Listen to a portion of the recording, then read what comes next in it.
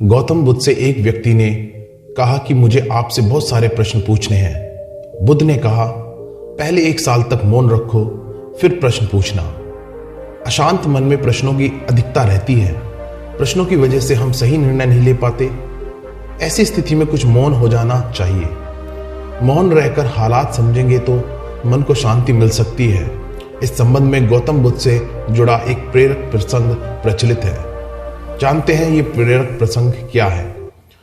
प्रचलित प्रसंग के अनुसार गौतम बुद्ध रोज अपने शिष्यों को उपदेश देते थे।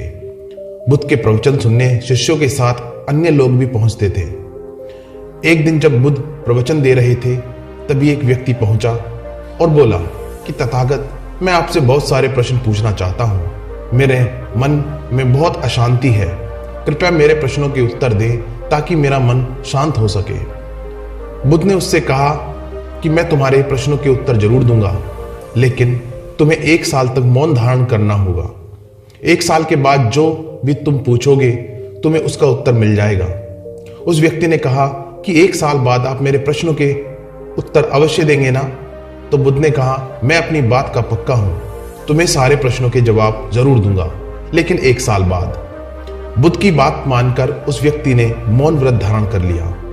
धीरे धीरे वह मौन की वजह से उसका मन एकाग्र होने लगा। वह ध्यान में उतरने लगा। मन भी शांत रहने लगा। उसके सभी प्रश्न खत्म होने लगे। 1 साल बीत गया। समय पूरा होने के बाद बुद्ध ने उस व्यक्ति से कहा कि अब तुम अपने सभी प्रश्न मुझसे पूछ सकते हो।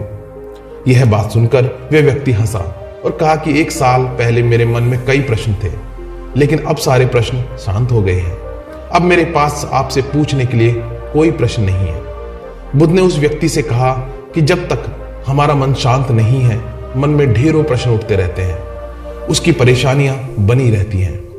अज्ञान और भ्रम की वजह से हमारा मन प्रश्नों के उत्तर तक पहुंच ही नहीं पाता।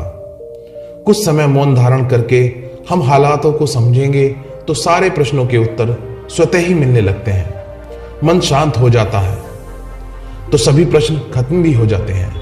सारी चीजें हमें आसानी से समझ में आने लगती हैं और जीवन में सुख शांति मिल जाती है।